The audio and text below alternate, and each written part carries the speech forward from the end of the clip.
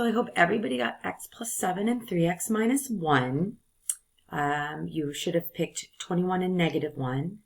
And there's your table. So I hope you did okay. I do want to look at number 4. We'll come back to 3. Number 4, you are going to, let's do our x.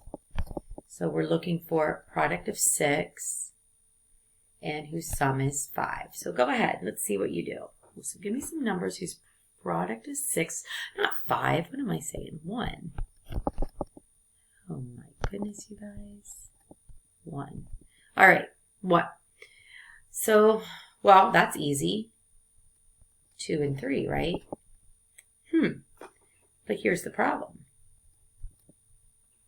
I need 2 positive numbers.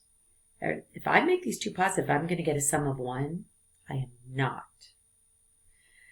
Oh, what to do, what to do. Is there any, what about 1 and 6? Nope, that's not going to work either. So guess what this answer is?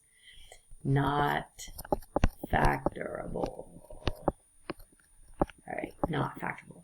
When we get to solving, will we be able to solve it? Yes, but that's where the quadratic formula comes in. So, do we want to try one more? Yeah, let's look at this one. So, let's go ahead. We're looking for negative 21 and negative 20. Wait, is this the same problem? No, almost the same. So now what are we looking for? So now we have negative 21 and negative 20 as my answer. All right. So what are we looking for here? Now we're going to use negative 21 and positive 1. And you know what? I really feel if you want to do this one, I will tell you, if you need the extra practice, go ahead and solve this on your own, but you should get an answer of x minus 3 times 7x plus 1. So if you want the practice, go ahead. Other than that, let's move on to special. Special patterns. That's what we're talking about now, right here. So this is our binomial, which we already did before. So let's go through the checkpoints.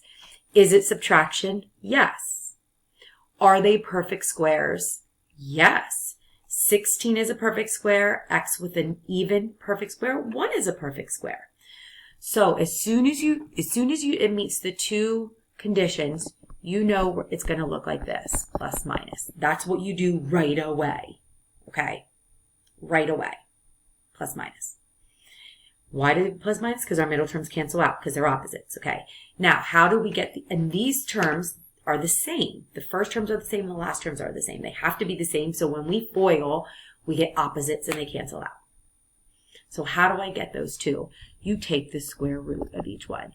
What's the square root of 16? 4, and then we need an x, and then we put the same thing here. What's the square root of 1? 1 and 1. So, and then we double check it.